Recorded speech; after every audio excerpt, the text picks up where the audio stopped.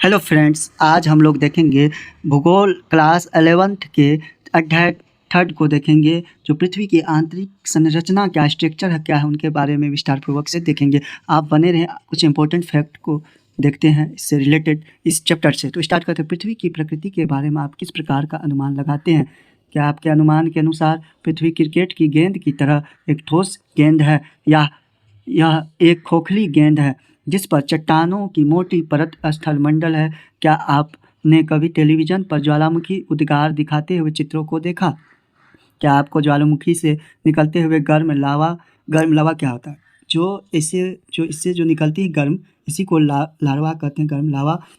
ये जो है ना बहिर्वेदी चट्टान के अंतर्गत पिघलने से जो है ना, ये पिघलने पर ठोस बनकर आग्नेय में हो जाता है, आग्नेय से फिर अवसादी में, इस तरह से। ठीक है। मिट्टी, धुआं, आग तथा मैग्मा मैग्मा काफ़ी इम्पोर्टेंट है। मैग्मा और पृथ्वी के आंतरिक भाग को अप्रत्यक्ष प्रमाणों के आधार पर समझा जा सकता है, क्योंकि पृथ्वी के आंतरिक भाग में न तो कोई पहुंच सका और न ही पहुंच सकता। पृथ्वी के धरातल का विन्यास मुख्यतः भूगर्भ पूछा जाता है। भूगर्भ इसी को जो है ना कहते हैं भूपर्पट्टी, जिसमें क्या पाया जाता है? तो सियाल यानी सिलिकॉन और एल्युमिनियम सियाल पाया जाता है। वाली प्रक्रियाओं का परिणाम है। बहिर्जात व अंतर्जात प्रक्रियाएं लगातार भूदृश्य का आकार देती रहती है। अंतर्जात प्रक्रियाओं के प्रभाव को अनदेखा कर किसी भी क्षेत्र की भू आकृति की प्रकृति को समझना अधूरा होगा। अर्थात किसी भी प्रदेश की भू आकृति को समझने के लिए भूगर्भित प्रक्रियाओं के प्रभाव को जानना आवश्यक है। मानव जीवन मुख्यतः अपनी क्षेत्रीय भू आकृति से प्रभावित होता है, इसलिए भूदृश्य के विकास को प्रभावित करने वाले सभी कारकों के विषय में जानना आवश्यक है। यह समझने के लिए पृथ्वी में कंपन क्यों होता है या सुनामी लहरें कैसे पैदा होती है। अब पूछा जाता है सुनामी जो है ना, समुद्र में बड़ी बड़ी लहरें को ही जो उत्पन्न होती है, उसे ही हम लोग सुनामी कहते हैं। यह जरूरी है कि हमें पृथ्वी के आंतरिक संरचना स्ट्रक्चर का विस्तृत ज्ञान हो। पिछले अध्याय में आपने पढ़ा कि पृथ्वी का निर्माण करने वाली भूपर्पट्टी पूछता है। भूपर्पट्टी में सियाल पाया जाता है। क्रोड में क्या पाया जाता है? सीमा।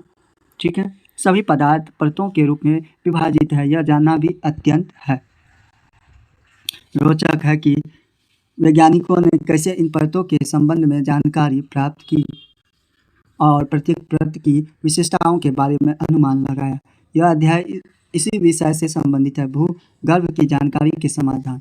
पृथ्वी की त्रिज्या कितना है? 6371 है। अभी 6371 किलोमीटर है। पृथ्वी की आंतरिक परिस्थितियों के कारण यह संभव नहीं है कि कोई पृथ्वी के केंद्र तक पहुंचकर उसका निरीक्षण कर सके या वहाँ के पदार्थ का कुछ नमूना प्राप्त कर सके। यह आश्चर्य की बात है कि ऐसी परिस्थितियों में भी वैज्ञानिक ने हमें यह बताने में सक्षम हुआ कि भूगर्भ की स्ट्रक्चर कैसी है और इतनी गहराई पर किस प्रकार के पदार्थ पर पाए जाते हैं। पृथ्वी की आंतरिक संरचना के विषय में हमारी अधिकतर जानकारी परोक्ष रूप से प्राप्त अनुमानों पर आधारित है, तथापि इस जानकारी का कुछ भाग प्रत्यक्ष प्रेक्षणों और पदार्थ के विश्लेषण पर भी आधारित है। प्रत्यक्ष स्रोत।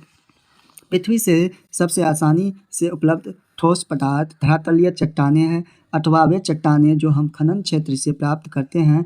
दक्षिणी अफ्रीका की सोने की खानें 3 से 4 किलोमीटर तक गहरी है। इससे अधिक गहराई में जा पाना असंभव है, क्योंकि उतनी गहराई पर तापमान बहुत अधिक होता है। जैसे जैसे हम लोग जो है ना गहराई नीचे जाएंगे, उतना टेम्परेचर बढ़ते जाएगा। खनन के आंतरिक वैज्ञानिक जितना भी जानते हैं, जितना भी ज्वालामुखी के अंदर में जाएंगे तो उतना मैग्मा पाया जाता है।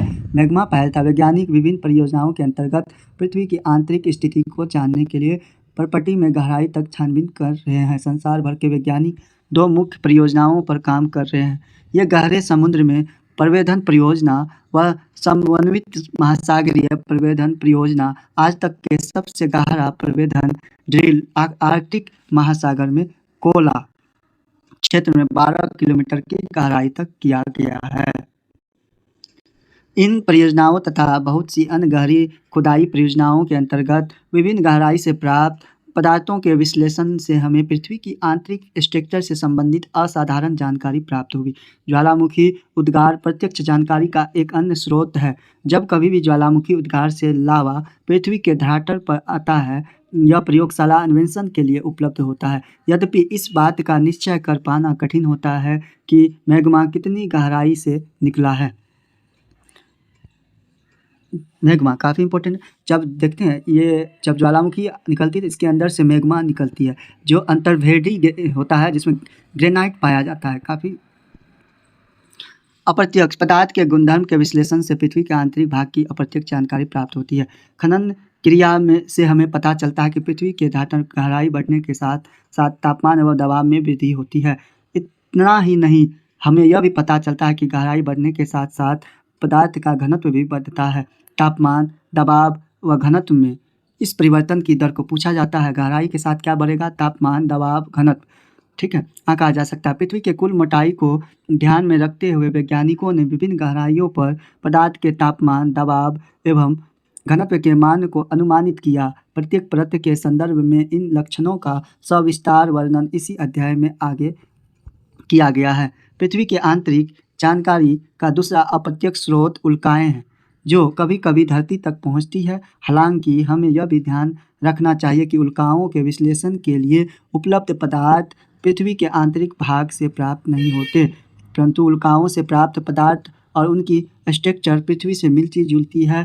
ये उल्काएं वैसे ही पदार्थ के बने ठोस पिंड है जिनसे हमारा ग्रह पृथ्वी बना है। हमारा ग्रह क्या है? प्लैनेट पृथ्वी है। पृथ्वी के उपग्रह कौन है? तो चंद्रमा एकमात्र है। पृथ्वी की आंतरिक जानकारी के लिए उल्काओं का अध्ययन एक अन्य स्रोत है। अन्य अप्रत्यक्ष स्रोतों से गुरुत्वाकर्षण गुरुत्वाकर्षण,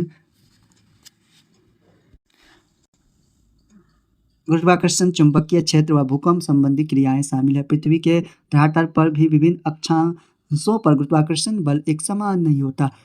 यह ध्रुवों पर अधिक एवं भूमध्य रेखाओं पर कम होता है। पूछा जाता है गुरुत्वाकर्षण बल सबसे ज़्यादा कहाँ होता है? तो ध्रुवों पे।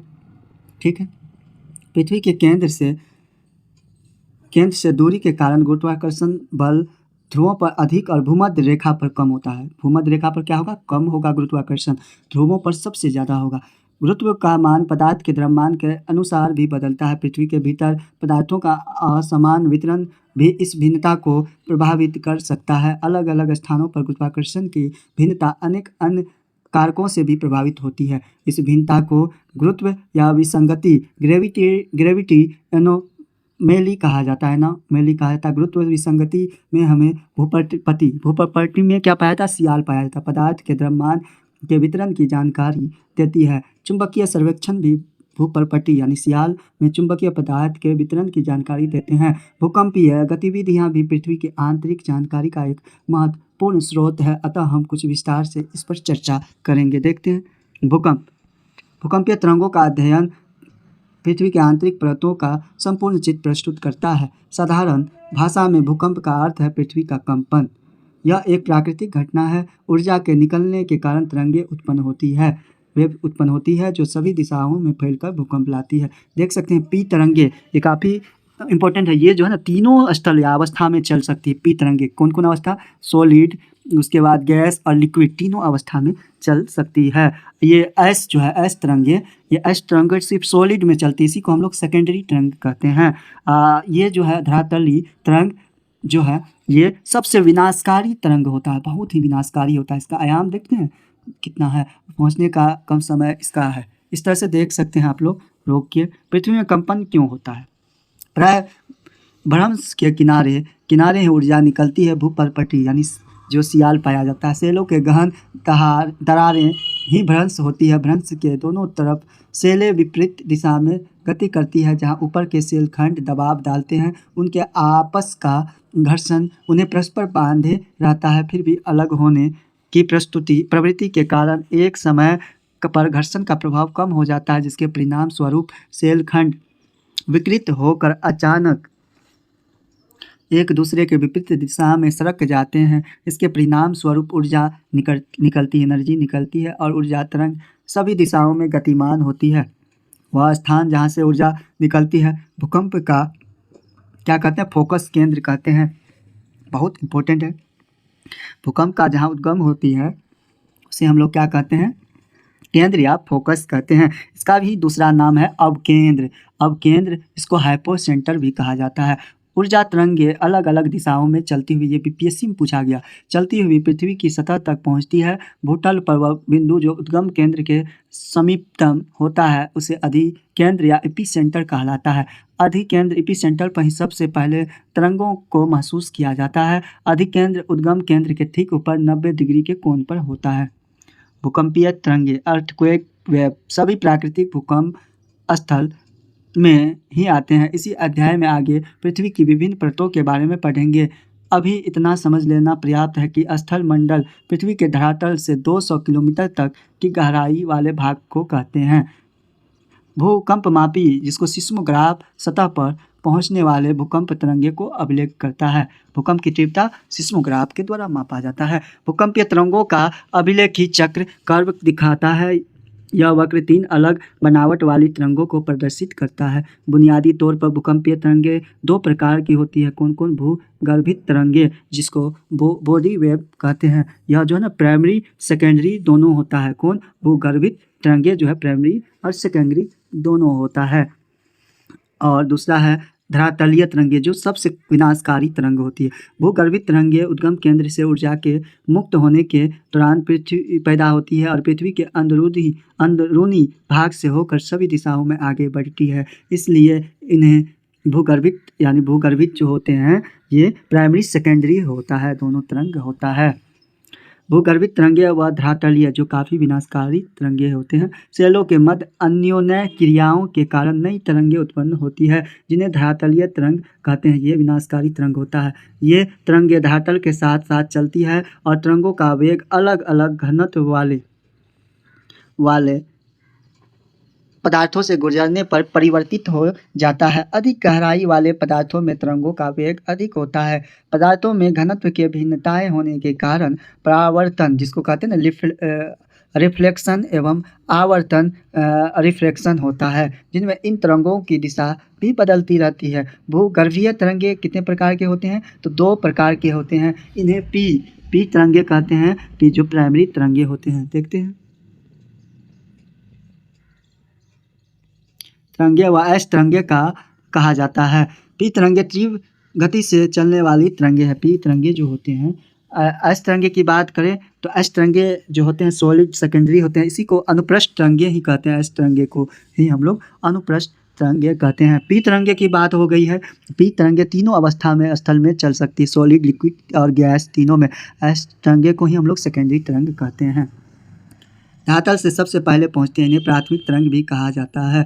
पी तरंगे ध्वनि तरंग जैसी होती है। ये गैस, तरल व ठोस तीनों प्रकार के पदार्थों से गुजर सकती है। एस तरंगे धरातल पर कुछ समय अंतराल के बाद पहुंचती है। यह द्वितीयक तरंगे कहलाती है। एस तरंगों के विषय में एक महत्वपूर्ण तथ्य है कि यह केवल ठोस पदार्थों के ही माध्यम से चलती है। एस तरंगों की यह एक महत्वपूर्ण विशेषताएं हैं। इसी विशेषता ने वैज्ञानिकों को भूगर्भीय संरचना समझने में मदद की है। परावर्तन यानी रिफ्लेक्शन में तीनों प्रतिध्वनित होकर वापस लौट आती है, जबकि आवर्तन से तरंगे कई दिशाओं में चलती है। भूकंप लेखी पर बने आरेख से तरंगों की दिशा भिन्नता का अनुमान लगाया जाता है। धरातलीय तरंगे भूकंप लेखी पर अंत में अभिलेखित होती है। ये तरंगे ज़्यादा विनाशकारी होती है। इनसे सेल विस्थापित होती है और इमारतें जो है गिर जाती है। भूकंपीय तरंगों का संरचना, भिन्न भिन्न प्रकार की भूकंपीय तरंगों के संचरित होने की प्रणाली भिन्न भिन्न होती है। जैसे ही वे संचरित होती है तो सेलों में कंपन पैदा होती है। पी तरंगों से कंपन, पी तरंग क्या है? जो तीनों स्थल में चल सकती है। पी तरंगे जो है सॉलिड, लिक्विड और गैस तीनों में चल सकती है। की दिशा तरंगों के दिशा के समांतर ही होती है। यह संचरण गति की दिशा में ही पदार्थ पर दबाव डालती है। इसके दबाव के फलस्वरूप पदार्थ के घनत्व में भिन्नता आती है और सेलों में संकुचन व फैलाव की प्रक्रिया पैदा होती है। अन्य 3 तरह की तरंगे संचरण के गति के समकोण दिशा में कंपन पैदा करती है। एस तरंगे अष्टरंग क्या है? यह सॉलिड या सेकेंडरी तरंग कहते हैं। इसे ही हम लोग अनुप्रस्थ तरंग भी कहते हैं। तरंगों की दिशा के समकोण पर कंपन पैदा करती है, अतः यह जिस पदार्थ से गुजरती है उसमें उभार व गर्त बनाती है। धरातलीय तरंगें सबसे अधिक विनाशकारी समझी जाती है। छाया क्षेत्र का उद्गम।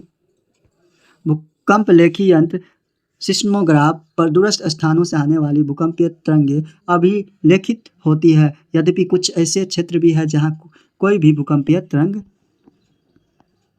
अभिलेख नहीं है होती। ऐसे क्षेत्र को भूकंपीय छाया क्षेत्र शेडो जोन कहा जाता है। विभिन्न भूकंपीय घटनाओं के अध्ययन से पता चलता है कि एक भूकंप का छाया दूसरे भूकंप के छाया क्षेत्र से सर्वथा भिन्न होता है।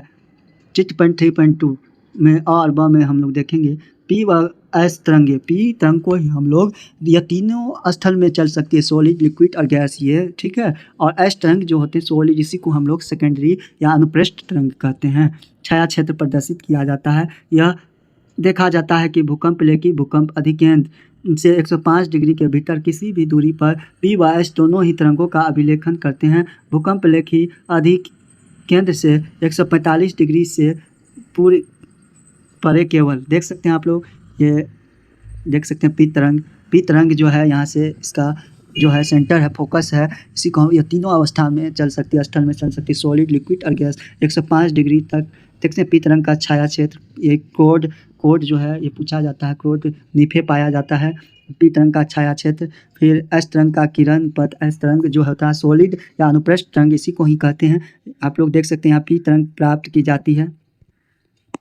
एस तरंग, इसी को हम लोग एस तरंग जो है सॉलिड या सेकेंडरी, इसी को कहते हैं। देखते हैं ये पी तरंगे का किरण पथ है। पी तरंगे का किरण पथ है, इसे देख सकते हैं आप लोग, 105 डिग्री तक होता है। क्रोड, इसी निफे पाया जाता है, इसी में निकेल और आयरन पाया जाता है, लोहा। और इस एस तरंग का छाया से प्रत्यक्ष एस तरंगों का प्राप्त करने का अभाव यहीं से होता है। पी तरंगों के पहुंचने को ही दर्ज करते हैं, एस तरंगों को अभिलेखित नहीं करते। अतः वैज्ञानिकों का मानना है कि भूकंप अधिकेंद्र से 105 और 145 डिग्री के बीच का क्षेत्र दोनों प्रकार की तरंगों के लिए छाया क्षेत्र शेडो जोन है।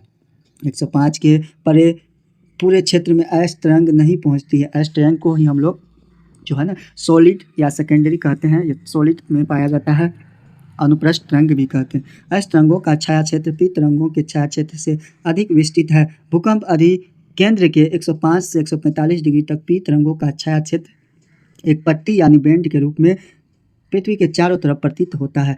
एस तरंगों का छाया क्षेत्र न केवल विस्तार में बड़ा है वरन यह पृथ्वी के 40% भाग से भी अधिक है। अगर आपको भूकंप अधिकेंद्र का पता हो तो आप किसी भी भूकंप का छाया क्षेत्र रेखांकित कर सकते हैं। भूकंप का प्रकार क्या है? सामान्यतः विवर्तनिक यानी टेक्टोनिक भूकंप की अधिक आते हैं। ये भूकंप भ्रंश तल के किनारे चट्टानों के सरक जाने के कारण होता है। ये मान के चलिए ये है, इसमें छोटे छोटे चट्टान है, छोटे छोटे चट्टान, इसी को सरक जाने से बहुत सारा चट्टान आते हैं। एक विशिष्ट वर्ग के विवर्तनिक भूकंप को ही ज्वालामुखी है यानी वोल्केनिक भूकंप समझा जाता है। ये भूकंप अधिकांश सक्रिय ज्वालामुखी क्षेत्रों तक ही सीमित है। खनन क्षेत्र में कभी कभी अत्यधिक खनन कार्य से भूमिगत खानों की छत ढह जाती है, जिससे हल्के झटके महसूस किए जाते हैं। इन्हें नियत या कोलैप्स भूकंप कहा जाता है। कभी कभी परमाणु व रासायनिक विस्फोट से भी भूकंप में कंपन होती है। इस प्रकार तरह के झटके को विस्फोटक या एक्सप्लोजन भूकंप कहते हैं। जो भूकंप बड़े बांध वाले क्षेत्रों में आते हैं उन्हें हम लोग बांध जनित यानी रिजर्वायर इंड्यूस भूकंप कहा जाता है।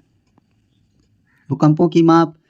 भूकंपीय घटनाओं का मापन भूकंपीय तीव्रता के आधार पर अथवा आघात की तीव्रता के आधार पर किया जाता है। भूकंपीय तीव्रता की मापी रिएक्टर स्केल के नाम से जाना जाता है। भूकंपीय तीव्रता भूकंप के दौरान ऊर्जा मुक्त होने से संबंधित है। इस देख सकते हैं आप लोग, भूकंप द्वारा नुकसान हुए दृश्य है। अमन सेतु भारत में, ये LOC में है, उरी, ठीक है। मापनी के अनुसार भूकंप की तीव्रता 0 से 10 तक होती है। यहाँ देख सकते हैं आप लोग, पूछा जाता है, बहुत बार पूछा गया है कि जैसे रिएक्टर स्केल जो होता है, रिएक्टर स्केल 1 से 10 तक, 0 से 10 तक होता है। मर्केनी के अनुसार जो है ना 1 से 12 तक जो है, ये मर्केनी जो थे इटली के एक वैज्ञानिक थे, उसके द्वारा ये 1 से 10 रेंज 1 से 12 रेंज तक का भूकंप को खोजा गया, ठीक है। इस तरह से देख सकते हैं आप लोग। आघात तीव्रता गहना इंडस्ट्री को इटली के भूकंप वैज्ञानिक मर्केली यहाँ है के अनुसार ज्वारीय लहरों द्वारा हुई तबाही का एक दृश्य मेरीना तमिलनाडु वगैरह के तट पर देख सकते हैं आप लोग। ज्वारीय लहरों द्वारा तटों पर स्थित अवसा आवासीय क्षेत्रों का विध्वंस श्रीलंका का ये दृश्य है नाम पर जाना जाता है। यह झटकों से हुई प्रत्यक्ष हानि द्वारा निर्धारित की जाती है। इसकी गहना से 1 से 12 तक होती है। भूकंप के प्रभाव। भूकंप एक प्राकृतिक आपदा है। भूकंपीय आपदाओं से होने वाले प्रकोप निम्न है। क्या क्या है? भूकंप का हिलना, धरातलीय विसंगति, भूस्खलन या पंखस्खलन, मृदा द्रवण, सॉइल लिक्विफेक्शन, धरातल का एक तरफ झुकना, हिमस्खलन, धरातलीय विस्थापन, बांध एवं तटबंध के टूटने से बाढ़ आना, आग लगना, इमारतों का टूटना तथा ढांचे का ध्वस्त होना, वस्तुओं का गिरना, सुनामी जो होते हैं पूछा जाता है। सुनामी समुद्रों में बड़े बड़े जो लहर उत्पन्न होती है उसे हम लोग सुनामी कहते हैं।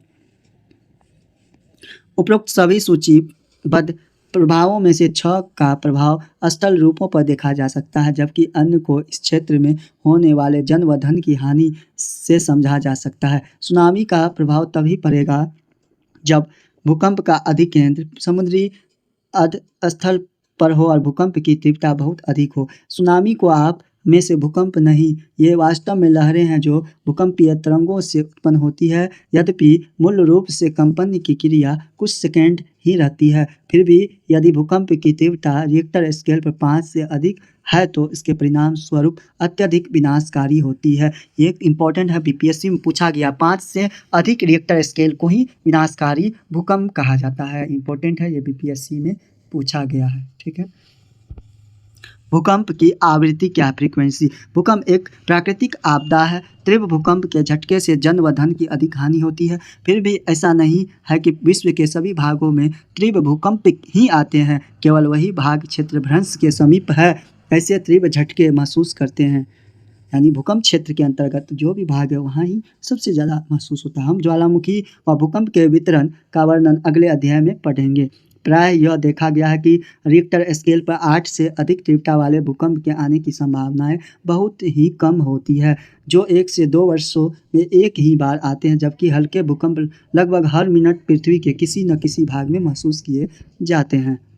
पृथ्वी की स्ट्रक्चर, भूप्रॉपर्टी। द क्रस्ट, यह ठोस पृथ्वी का बाहरी भाग है। यह बहुत भंगुर यानी ब्रिटल भाग है जिसमें जल्दी टूट जाने की प्रवृत्ति पाई जाती है। भूप्रॉपर्टी की मोटाई महाद्वीपों व महासागरों के नीचे अलग अलग है। महासागरों में भूप्रॉपर्टी की मोटाई महाद्वीपों की तुलना में कम है। महासागरों के नीचे इसकी औसत मोटाई 5 किलोमीटर है, जबकि महाद्वीपों के नीचे यह 30 नहीं, हम लोग अध्याय 7 में पढ़े हैं, 35 किलोमीटर तक है। मुख्य पर्वतीय श्रृंखलाओं के क्षेत्र में यह मोटाई और भी अधिक है। हिमालय पर्वत श्रेणियों के नीचे भूप्रॉपर्टी की मोटाई लगभग 70 किलोमीटर तक है। देख सकते हैं आप लोग, ये जो है ना क्या है, स्थल मंडल भूप्रॉपर्टी सर्वाधिक ठोस मेटल यही होता है। मेटल पूछा जाता है, इसमें क्या रहता है, सीमा। उसके बाद देख सकते कोड में क्या, निकेल और आयरन, लोहा।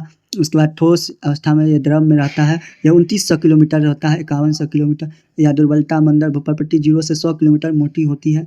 ठीक है। पृथ्वी का आंतरिक भाग रोक के देख सकते हैं, ये 6378 किलोमीटर नहीं, यहाँ 6371 किलोमीटर होगा। ठीक है। अभी पृथ्वी का मेंटल क्या है, मेंटल जो सीमा होता है पाया जाता है। भूगर्भ में प्रॉपर्टी के नीचे का भाग मेंटल कहलाता है। भूप्रॉपर्टी जो होते हैं उसमें क्या पाया जाता है, सियाल। यह मोह अशांति डिसकॉन्टिन्यूटी के से आरंभ होकर 2900 किलोमीटर की गहराई तक पाया जाता है। मेंटल का ऊपरी भाग दुर्बलता मंडल कहा जाता है। स्टेनो शब्द का अर्थ दुर्बलता से, इसका विस्तार 400 किलोमीटर तक आंका गया है। ज्वालामुखी उद्गार के दौरान जो लावा धरातल पर पहुंचता है उसका मुख्य स्रोत यही है कि भूप्रॉपर्टी एवं मेटल का ऊपरी भाग मिलकर स्थल मंडल कहलाते हैं। इसकी मोटाई 10 से 200 किलोमीटर के बीच पाई जाती है। निचले मेंटल जो होते हैं इसमें सीमा पाया जाता है। विस्तार दुर्बलता मंडल के समाप्त हो जाने के बाद तक यह ठोस अवस्था में है।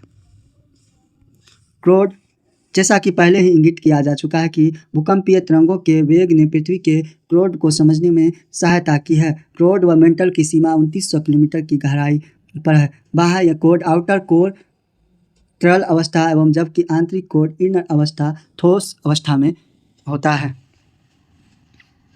में क्रोड को भारी मुख्यतः निकिल व लोहे यानी नीफे कोड में पाया जाता है, बना होता है। नीफे परत के नाम से जाना जाता है। ज्वालामुखी और ज्वालामुखी निर्मित स्थल रूप। आपने अनेक प्रकार के ज्वालामुखी के चित्र देखे होंगे। ज्वालामुखी वह स्थान है जहाँ से निकलकर गैसीय राख और तरल चट्टानी पदार्थ लावा पृथ्वी के धरातल तक पहुँचता है। यदि यह पदार्थ कुछ समय पहले ही बाहर आया हो या अभी निकल रहा हो तो वह ज्वालामुखी सक्रिय ज्वालामुखी कहलाता है। तरल चट्टानी पदार्थ दुर्बलता मंडल से निकलकर धरातल पर पहुंचता है। जब तक यह पदार्थ मेंटल पूछा जाता है, मेंटल में क्या पाया जाता है? सीमा।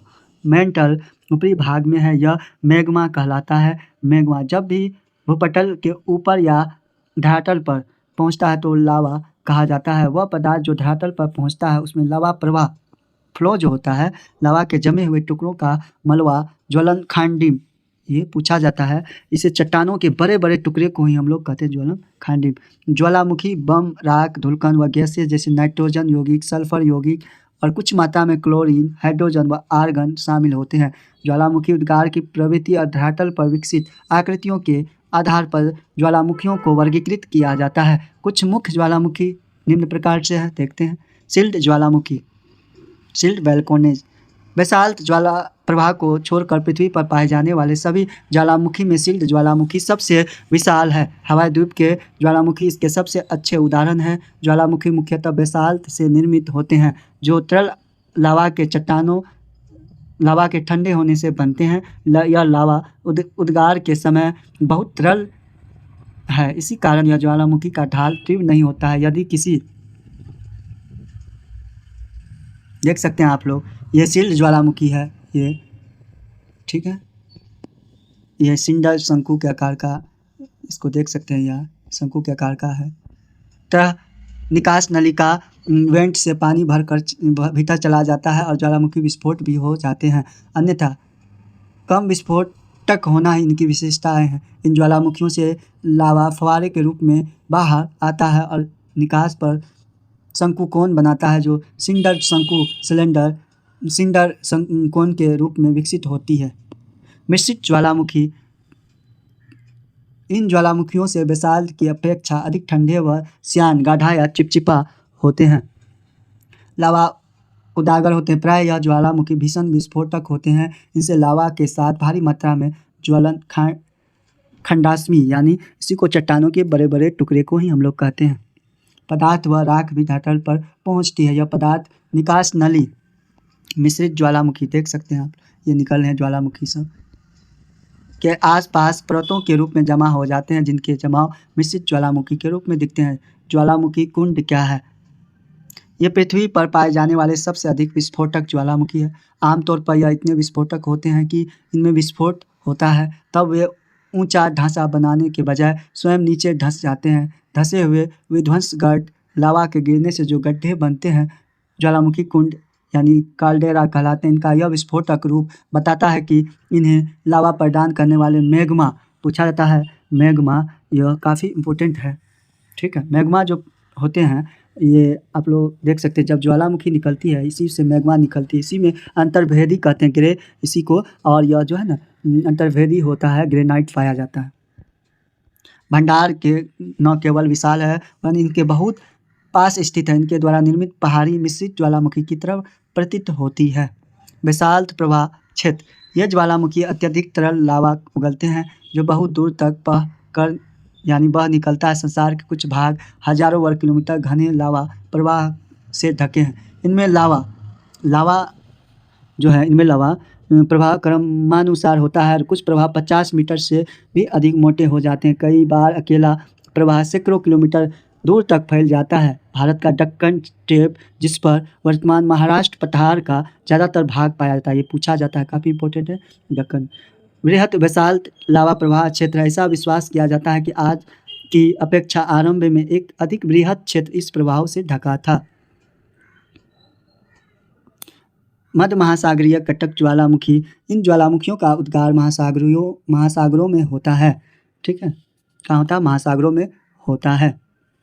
महासागरीय कटक एक श्रृंखला है जो 70,000 किलोमीटर से अधिक लंबी है और सभी महासागरीय बेसिनों में फैली है। इस कटक के मध्यवर्ती भाग में लगातार उद्गार होता रहता है। अगले अध्याय में हम इसे विस्तार पूर्वक से पढ़ेंगे। ज्वालामुखीय स्थलाकृतियाँ क्या है? अंतर्वेदी आकृतियाँ। ज्वालामुखी उद्गार से जो लावा निकलता है उसके ठंडा होने से आग्नेय शेल बनती है। लावा का यह जमाव तो धरातल पर पहुँच कर होता है। धरातल तक पहुँचने से पहले ही भूपटल के नीचे शेल परतों में ही हो जाता है। लावा के ठंडा होने के स्थान के आधार पर अनेक शेलों का वर्गीकरण किया जाता है। ज्वालामुखी शेलें। जब लावा धरातल पर पहुंचकर ठंडा होता है और पटालीय प्लूटोनिक शेल जब लावा धरातल के नीचे ही ठंडा होकर जम जाता है। जब लावा भूपटल के भीतर ही ठंडा हो जाता है तो कई आकृतियाँ बनती है। ये आकृतियाँ अंतर्वेदी आकृतियाँ कहलाती है। इनमें से कुछ देखेंगे हम लोग। इसको थोड़ा बड़ा कर देता हूँ। ठीक है, देख सकते हैं लावा पठार, इस तरह से महाकंड स्पंड या भिट्टी ज्वालामुखी नलिकाएं है। इस तरह से आप लोग भ्रष्ट प्रवाह देख सकते हैं। इसको सिंधु इस तरह का ज्वालामुखी जो है ना सिंदर शंकु के साथ ज्वालामुखी कुंड है। और ये जो है ना यानी विकिरणकारी भित्ति के साथ ज्वालामुखी है। आप लोग देख सकते हैं इसको रोक के अच्छा से। लावा मिश्रित ज्वालामुखी, बैथोलिट। यदि मैग्मा का बड़ा पिंड भूपरपट्टी में क्या पाया था? सियार, काफ़ी इंपॉर्टेंट है। अधिक गहराई ठंड हो जाए तो यह एक गुंबद के आकार में विकसित हो जाता है। अन्नच्छादन प्रक्रियाओं के द्वारा ऊपरी पदार्थ के हट जाने पर ही यह धरातल पर प्रकट होते हैं। ये विशाल क्षेत्र में फैले होते हैं। कभी कभी इनकी गहराई भी कई किलोमीटर तक होती है। ये ग्रेनाइट के बने पिंड है। इन्हें बैथोलिट कहा जाता है जो मैग्मा भंडार के जमे हुए भाग है। लेकोलिट ये भी पूछा जाता है। ये गुंबद नुमा विशाल अंतर्वेदी चट्टानें हैं जिनका तल समतल व एक पाइप रूपी वाहक नली से नीचे से जुड़ा होता है। इनकी आकृति धरातल पर पाए जाने वाले मिश्रित ज्वालामुखी के गुंबद से मिलती है। अंतर केवल यह होता है कि लेकोलिट गहराई में पाया जाता है और कर्नाटक के पठार में ग्रेनाइट चट्टानों की बनी ऐसी ही गुंबदनुमा पहाड़ियाँ हैं। इनमें से अधिकतर अब अपत्रित यानी एक्सफ्लोएटेड हो चुकी है, धरातल पर देखी जा सकती है। ये लेकोलिट व बैथोलिट के उदाहरण है। कहाँ? तो देख सकते हैं आप लोग कर्नाटक के। लेपोलिट और फेकोलिट व सील। ऊपर उठने का कुछ भाग क्षैतिज दिशा में पाए जाने वाले कमजोर धरातल में चला जाता है। यहाँ यह अलग आकृतियों में जम जाता है। यदि यह तस्करी यानी के आकार में जम जाए तो यह लेपोलिट कहते हैं। इंपॉर्टेंट है। इस बार अंतर्वेदी आग्नेय चट्टानों की मोड़दार अवस्था में अपनति के ऊपर व अभिनति के तल में लावा का जमा पाया जाता है। ये परतनुमा लहरदार चट्टानों तक निश्चित वाहक नली से मैग्मा भंडारों से जुड़ी होती है जो बैथोलिट में विकसित होते हैं। यह ही फेकोलिट कहलाते हैं। अंतर्वेदी आग्नेय चट्टानों का क्षैतिज तल में एक चादर के रूप में ठंडा होना सील या सिट कहलाता है। कम मोटाई जमाव की मोटाई के आधार पर इन्हें विभाजित किया जाता है। कम मोटाई वाले जमाव को सिट व घने मोटाई वाले जमाव को सील कहते हैं। डाइक क्या है? जब लावा का प्रभाव दरारों में धरातल के लगभग समकोण होता है और अगर यह इसी अवस्था में ठंडा हो जाए तो एक दीवार की भांति स्ट्रक्चर बनाता है। यही स्ट्रक्चर डाइक कहलाती है। पश्चिमी महाराष्ट्र क्षेत्र की अंतर्वेदी आग्नेय चट्टानों में यह आकृति बहुतायत में पाई जाती है। ज्वालामुखी उद्गार से बने दक्कन टेप विकास में डाइक उदागर की वाहक समझी जाती है। कुछ इंपॉर्टेंट फैक्ट को देखेंगे जो काफ़ी इंपॉर्टेंट है। एकमात्र जो है ना पूछा जाता है कि भारत में एकमात्र सक्रिय ज्वालामुखी जो है ना बेरन ज्वालामुखी है, द्वीप है जो अंडमान निकोबार में है। उसके बाद फिर एक और आता है जो इम्पोर्टेंट है, जो हवाई द्वीप कहाँ पाया जाता है पूछा जाता है तो प्रशांत महासागर में पाया जाता है जो कहाँ है? यूएसए में। इस तरह से देखते हैं इस अभ्यास को इस चैप्टर से रिलेटेड जो काफ़ी इंपॉर्टेंट है। निम्नलिखित में कौन भूगर्भ की जानकारी का प्रत्यक्ष साधन है? कौन सा है? तो साधन है तो ये ज्वालामुखी हो जाएगा इसका। ज्वालामुखी दक्कन ट्रेप की सेल समूह किस प्रकार के ज्वालामुखी उद्गार का परिणाम है? किस प्रकार की? तो परिणाम है तो प्रवाह प्रवाह को ही हम लोग बेसाल्ट कहते हैं। निम्नलिखित में कौन सा स्थल मंडल को वर्णित करता है? तो कौन सा स्थल मंडल को वर्णित करता है? भूपटल व ऊपरी मेंटल को। निम्नलिखित में से भूकंप तरंगे चट्टानों में संकुचन व फैलाव लाती है। कौन सा? भूकंप तरंग तो पी तरंगे लाती है। इसी को हम लोग अनुदैर्ध्य तरंग या सॉलिड, लिक्विड और गैस, यह तीनों अवस्था